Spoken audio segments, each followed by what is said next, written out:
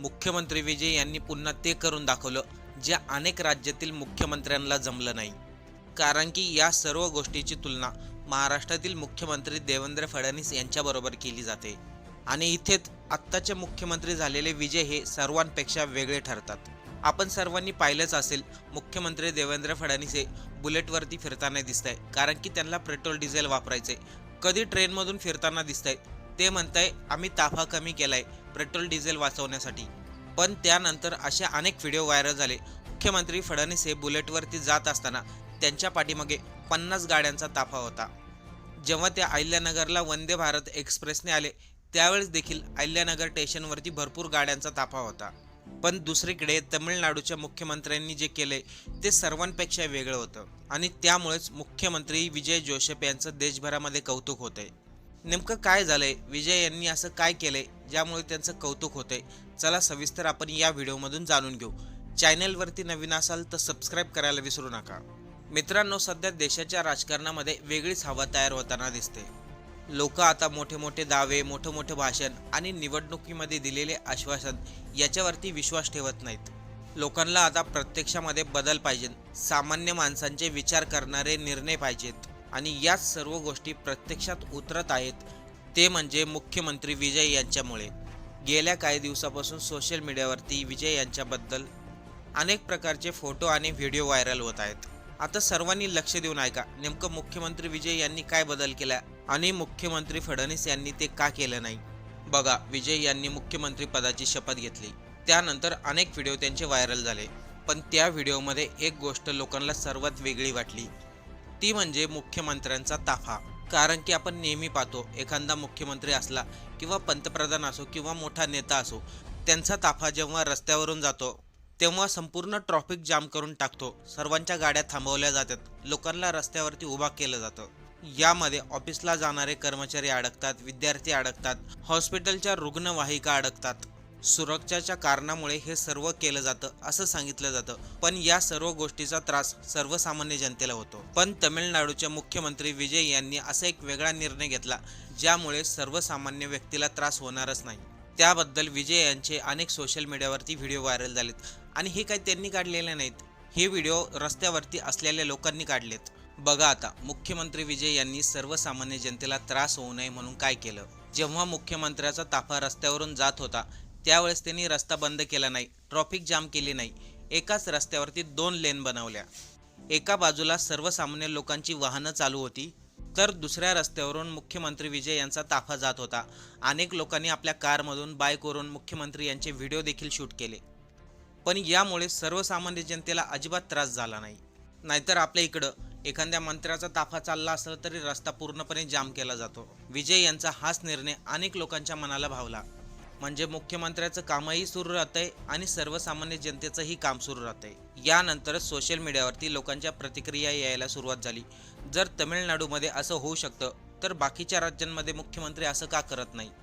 याच कारणामुळे इतर नेत्यांवरती आता प्रश्न उपस्थित होऊ लागलेत। आपण बऱ्याचशा वेळा पाहतो, अनेक नेते साध्यापणाचा देखावा करतात। ते कधी बुलेटवरून फिरताना दिसतायत तर कधी मेट्रोमधून फिरताना दिसतात। मग त्यामुळे लोकांना वाटतं बघा हे मुख्यमंत्री किती साधेपणाने राहत आहेत, पण त्यांच्या पाठीमागे त्यांच्या पुढे गाड्यांचा भला मोठा ताफा असतो। हे मात्र सोशल मीडियावरती दाखवलं जात नाही, म्हणजे कॅमेऱ्यामध्ये साधापणा दाखवला जातो पण प्रत्यक्षामध्ये VIP संस्कृती कायम असते। या उलट विजय यांनी फोटोशूट किंवा रील काढले नाहीत, लोकांनी त्यांचे व्हिडिओ काढले, रील काढले आणि ते सोशल मीडियावरती अपलोड केले। कदाचित भारतामध्ये पहिला असा मुख्यमंत्री झाला असावा ज्यांनी स्वतःच्या ताफ्यासाठी रस्ता बंद केला नाही, एकाच रस्त्यावरती 2 लेन चालू ठेवल्या। बरं, एवढंच नाही तर महिंद्रा कंपनीचे मालक आनंद महिंद्रा यांनी देखील मुख्यमंत्री विजय यांचं कौतुक केलं। त्याचं झालं असं की सोशल मीडियावरती एक व्हिडिओ व्हायरल झाला। तमिळनाडू सरकारने आरोग्य विभागासाठी आणि मंत्र्यांच्या सोयीसाठी 40 नवीन गाड्यांचं वितरण करण्यात आलं आणि हे सर्व मुख्यमंत्री विजय यांच्या अध्यक्षतेखाली झाले। याच्यामध्ये विशेष गोष्ट राहिली ती म्हणजे मंत्र्यांसाठी आणि आरोग्य विभागासाठी वापरलेल्या गाड्या, त्या सर्व गाड्या होत्या महिंद्रा कंपनीच्या बुलेरो गाड्या। विशेष म्हणजे या गाड्यांची सगळ्यात पहिली टेस्ट ड्राईव्ह मुख्यमंत्री विजय यांनी घेतली। त्यानंतर त्या घटनेचा व्हिडिओ सोशल मीडियावरती प्रचंड व्हायरल झाला। महिंद्रा ग्रुपचे प्रमुख आनंद महिंद्रा यांनी देखील यावरती प्रतिक्रिया दिली। त्यांनी ट्विट करत सांगितलं, बुलेरो गाडी ही त्यांची खूप आवडती गाडी आहे आणि मुख्यमंत्री विजय हे चालवतात हे पाहून त्यांना खूप आनंद झाला. लोकांना विजयचा हाच साधेपणा आवडलाय. याशिवाय त्यांनी आणखीन काही महत्त्वाचे निर्णय घेतलेत. आपण अनेक वेळा पाहिलंच असेल, मुख्यमंत्री कार्यालयामध्ये किंवा सरकारी कार्यालयामध्ये खुर्च्यांवरती पांढरे टॉवेल ठेवले जातात आणि ही परंपरा ब्रिटिश काळापासून सुरू आहे. पण विजय यांनी ती परंपराच बंद केली. अनेकांना हा निर्णय छोटा वाटू शकतो, पण त्या पाठीमागे खूप मोठा संदेश आहे. सत्ता म्हणजे विशेष वागणूक नाही, असा त्यांनी थेट संदेश दिलाय. महिलांच्या सुरक्षेसाठीही त्यांनी काही महत्त्वाचा निर्णय घेतला. सर्व पोलीस स्टेशनमधील CCTV कॅमेरे 24 तास ठेवण्याचे ऑर्डर दिलेत. जर एकही पोलीस स्टेशनमधील CCTV बंद असेल तर त्या पोलीस स्टेशनवरती आणि तेथील कर्मचाऱ्यांवरती कारवाई केली जाईल. जर एखाद्या पोलीस स्टेशनमध्ये महिलांची तक्रार नोंद करून घेतली नाही तर त्या संबंधित अधिकाऱ्याला तात्काळ नोकरीवरून काढण्यात येईल. जर महिलांच्या बाबतीत कोणीही हलगर्जीपणा केला तर ते खपून घेतलं जाणार नाही.